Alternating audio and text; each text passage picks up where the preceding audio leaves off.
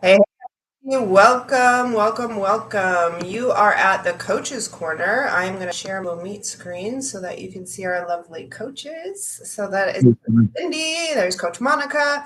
So we are here hopping in live.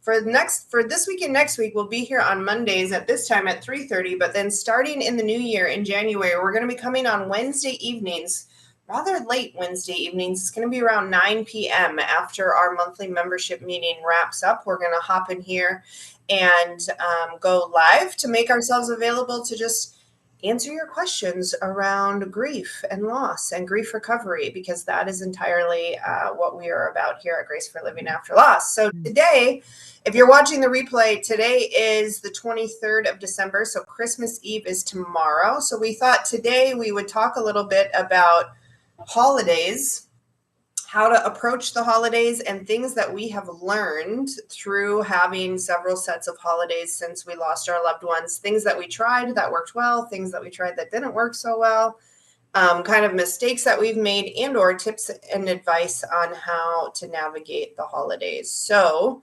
Monica, I want to start with you actually, just because you have the newest, so the shortest amount of time. So how have the holidays been for you the couple of years that you've had to navigate them up until now?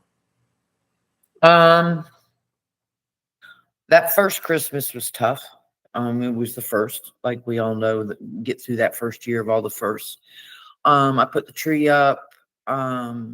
I did, all the things that we usually do, and I hosted Christmas Eve here, which was good. I think it was good for me. Yet last year, I didn't even. I got a little Charlie Brown Christmas tree. I don't know what I just wasn't in the Christmas spirit. And Yeah. this year, I don't know what happened to it. I don't have a tree up.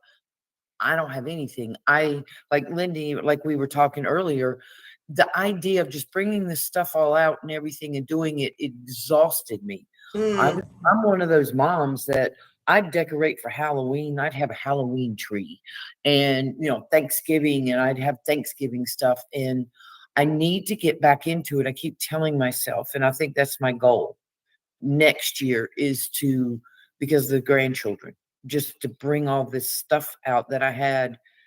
I mean, my children, all knew that, but this year, I mean, it's not that I'm sad, because I'm not sad and I'm not crying and I'm not, Yeah, I mean, that's what I was going to ask, because there's gonna, like, is it lack of energy, or is it that that stuff, like the traditions and the memories and stuff, are still painful for you? But you're saying it's more of like just lack of energy.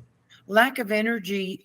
This year, for some reason, it's been a little bit tougher. This would be the third Christmas without Joe. And for me, it's hit home. It's almost like he's really gone. I mean, it's he's gone, because of all three of my children, Joseph was the one that was here. Like he just would show up like a week before Christmas and be here till after the new year. I mean, I was just used to him just being here. And it's I think the house being quiet is what's gotten to me. And I was used to fussing with him and cooking and doing that kind of thing. So this year, for some reason, has hit me from an emotional standpoint a little bit more than the last 2 years.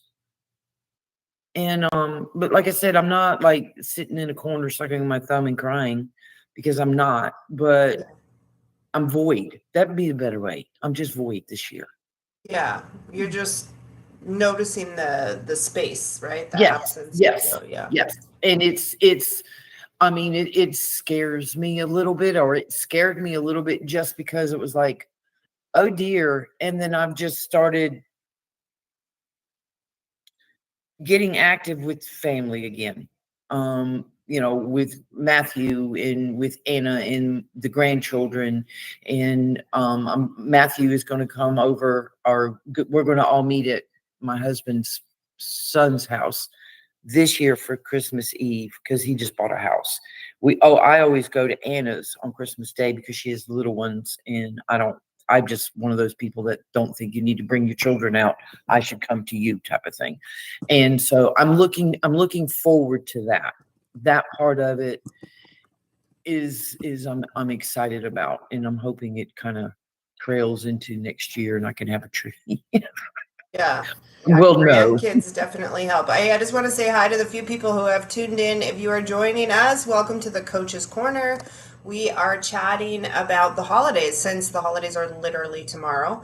And we're just sharing about kind of what we've learned the last several years tackling the holidays, things that have worked well, things that have not worked well, and just talking about our plans for this year for the holidays. So if you're here, feel free to drop a comment to let us know what your plans are for the holiday this year, or if you have a question or an issue that you'd like us to talk about, certainly drop a comment about that as well. That is the purpose of this time. Our aim is to come here and make ourselves available to answer questions and be a resource and a source of encouragement and hope. So, Lindy, how about you? Like, what have you learned with the holidays, or, what has been maybe the hardest part for you navigating the holidays after your loss? And what have you found the most helpful as it relates to the holidays?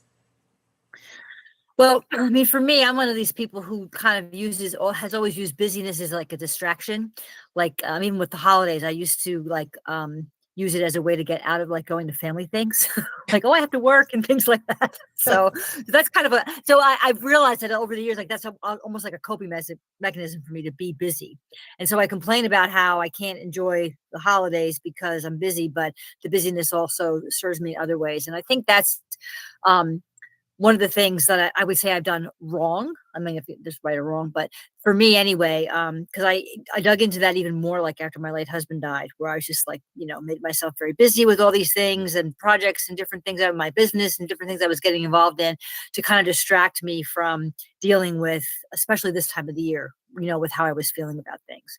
And this year is, last year and this year are different in that way because of utilizing some of the tools that we obviously talk about, and just, I think it's just facing it.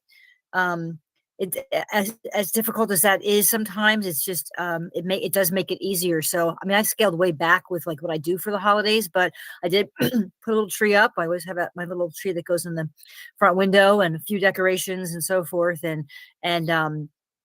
Yeah, I think that in recent years, because it's been this will be like the sixth Christmas since he's been gone. Yeah. So, but we never did a lot of stuff anyway, because we didn't have kids together, it was so, okay. we don't have young children. It's a little bit different. So, yeah. So I think that, facing it for me is actually been the key, and not worrying about having to like, put up appearances or like I was talking with someone about this the other day where, it's okay to not participate in things, and it's okay to say no to something, or it's okay not to do your usual, like if you would, but I always bake the cookies, or I always do this, or I always do that. Okay. Well, maybe next year you can do that, like this year it doesn't. And that's what I've actually applied to myself. And that has worked really well for me, is to give myself that grace and just be like, oh, I don't have to do that. And if I don't, like last year, I didn't decorate the tree. I put the little tree up in the window and I put some lights on it, and I didn't finish decorating it until Christmas Eve, which I never do that. You know what I mean? Like I always put it up like right after Thanksgiving and that kind of thing. And I was like, okay, getting this decorated before Christmas, and I put, then I just kept the decorations up until like the end of January because I was enjoying them. So. I think just doing it your own way, for me anyway, that has been what has worked well. And I think the point, just like everything with like grief recovery and life really, is that seasons change and things change. So I was sharing with Monica that I had a few years ago, when my daughter was still in high school, that were very sweet, that we decorated a tree and I filled the tree with ornaments that my mom had purchased for the grandkids. And I felt like it was very healing and emotional for me. Like I felt close to my mom, and Quentin's ornaments were on the tree. And I even made sugar cookies one year, which is like an act of God. Like I don't cook and I don't bake. So like one year I was like, no, I'm going to incorporate my mom in Christmas and I'm going to make sugar cookies. And I did. And it was great. It was amazing. But then now, my daughter's in college and we're not in a good place relationally. So I'm back to the place that like the holidays I just am skipping. You know what I mean? Like, and to me, that's what healing looks like, is like figuring out the season that you're in and learning how to be okay with wherever you're at, right? So now the holidays for me are harder than they were a couple years ago. And so I just choose to basically not participate, right? Like I don't have a tree. I'm not doing all the stuff. I went to one little Christmas party for my improv community, which I enjoyed. But even that, like what they decorated the theater with all this Christmas stuff, and I got choked up because I was like, oh yeah, it's Christmas. Because I'm so like detached and unplugged for my own good, right? Like for my own just boundaries and self-care or whatever. So I think that's the biggest, if I could convey something to someone, is that it's a moving target. And as your healing and grief recovery changes, what feels good or what makes sense for you is going to move. And so just be flexible with that. And the other piece of advice I would give is like, don't expect it to be an awful time. You know what I mean? Like be open to the idea that it might not be awful. Like I said, I had those couple years that were very sweet, and I loved decorating the tree and doing the cookies, whatever. So I think and we've talked about this before, that like when you dread it, when you get all this mental stuff in your head about how awful it's going to be and you rehearse how awful it's going to be, you actually, create that self-fulfilling prophecy. And so just be open that it could be enjoyable, it could be fun, it could be hard, right? Like you could run out of energy, and be flexible with your plans and with yourself, and all that kind of stuff is definitely one of mine. But Monica, that's really interesting that you said the first year it was good for you to do that, because for me, the first year, if I could go back and do it again, I would have gone on a vacation and had nothing to do with anything Christmas. For me, my first year, it felt insulting actually, that everyone was like singing and merry and all this stuff, and I was like how can you guys just be acting like, because my world had blown up and everyone else was acting like it hadn't, and it was really hard. And it's one of the few times I snapped at somebody because I volunteered somewhere and I just was having a tough time. And the guy said to me, why do you look so sad? This is the happiest day, whatever. And I said, I'm having a moment or whatever. And he came back like 2 or 3 different times until I just said, listen, pal, like, you're not helping. There's no power on earth that's going to make me cheery and happy and merry today. So like, I just removed myself and went home and got some ice cream and went to the beach. But so all that to say, it's different for everyone, but I found that really interesting that you said that first year that you're glad you hosted and that it was good for you to host. It kept, like Lindy said, it kept me busy, and I was busy doing. And when there was a lull in the festivities, because, Anna was here and Matthew was here, and one grandchild was here, because the other one wasn't born yet. And I mean, we were just enjoying everything.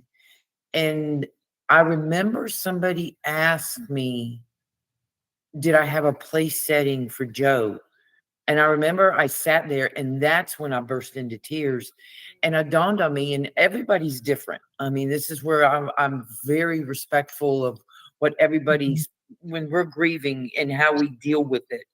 I was like, I think, to me, I can't have a place setting for somebody who isn't here. Now, I remember I used to always have a place at the table that was just there, that if you would show up at my house, I didn't want you to feel like you weren't welcome, that there wasn't enough food.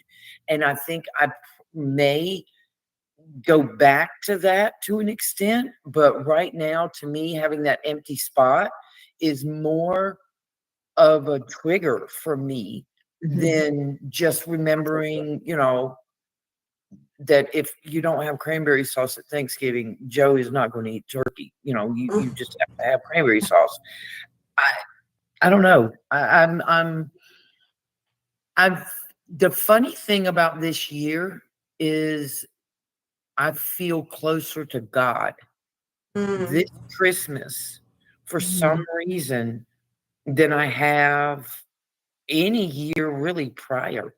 I mean, there's just a a closeness that I'm feeling. And I don't know if it's, my grandson having his little thing at church this past week, but it's been on my mind that there's just something I want to do, is to get back into the church. And it's like every time I turn around, something is getting me to go into a church and to do things. And so I'm wondering, I was like, well, maybe, he does have a tendency of working funny ways with me. I mean, because I wouldn't have missed that thing on Friday. No, wild horses couldn't have kept me out of that church. I wanted to see Elias do his thing. And it's funny because the church, the daycare or the after school care, whatever Anna's got, he's 4 years old in, is at the church that I always said that I wanted to try to go to, because it's a Lutheran church, which is what I was baptized as a Lutheran. Oh, okay. You don't find that many Lutheran churches around here. And so it's interesting. It's very interesting. Well, Minnesota you can't throw a stone without hitting a Lutheran church in Minnesota. It's the frozen chosen, as we say. It's all. Well, it's interesting too that, Monica, you said that about church, because I know that that's been something that I've had felt the last couple of years. And I mean, I work weekends, so it's been difficult for me to do that. And again, it's been easy for me to use that as an excuse, like I can't go to church because I work weekends. And then I found a church a few months ago that I really like, and I ended up joining it and getting involved and so forth. And I find that this year is really helping me as well, because I'm able to have that festiveness of like, we had our Christmas cantata last week that I sang in, and we're having, going to the Christmas Eve service, and those kind of things that I haven't been plugged into for a few years now. And again, using work as an excuse and realizing that maybe that wasn't, all of it. Maybe it was more of an avoidance thing. And I'm getting more enjoyment out of that. I'm participating that way. And when I come home, I don't have a ton of decorations up and everything. It doesn't bother me, because I'm still feel like I still am participating in my way. That's super interesting. And I think the thing that's interesting is we all too have different home life situations and whatnot. Because for me, like, I won't go to a church service at Christmas because it will be sad. Like, I wouldn't enjoy it because I would be going just by myself, and everyone else is there with families and everything else. So like, it would be more like, for me, it would highlight the fact that it's just me right now and I'm just by myself or whatever. So it's just interesting, depending on if you're married or if you have other kids and all that kind of stuff. And so like, it is a different. But I go by myself, because my husband works weekends as well, and he works like 16 hours on Sundays. So right, but it's not just me going by myself; it's the fact that I'm by myself. Does that make sense? Like, I would, yes. Like, I guess it emphasizes that more for you. Yeah, because I'm not coming home to a husband or a kid, and it's not. Please don't hear. There's zero, like, it's not pity party on me, but like, again, this is to me what like healing and stuff looks like, is understanding the parts that are hard for you and learning how to live and navigate in a way that like affirms and supports your, self-care and mental health and all that kind of stuff. So like, for me, I know that would be a sad thing. So I'm just not going to participate, sort of thing. But, that makes sense. Folks have been hopping in and popping, like they've been coming in and going out. So if you're catching this on the replay, I want to encourage you to chime in the comments below. Let us know, like, are you attending services for church? Are you doing the family thing, or are you doing it solo? How has grief affected your holiday plans, and how are you feeling about the holidays coming up? We would love to hear. And this is definitely a place for engagement and conversation. We're doing this next Monday, right? Yeah, we'll be doing it next Monday and then switching to Wednesday night. So again, if there's a topic or a question you'd like to see us discuss or answer, drop it in the comments as well. I check these every week and we will slot it in for an upcoming show. But we are going to go ahead and end this one, and we will see you guys next week.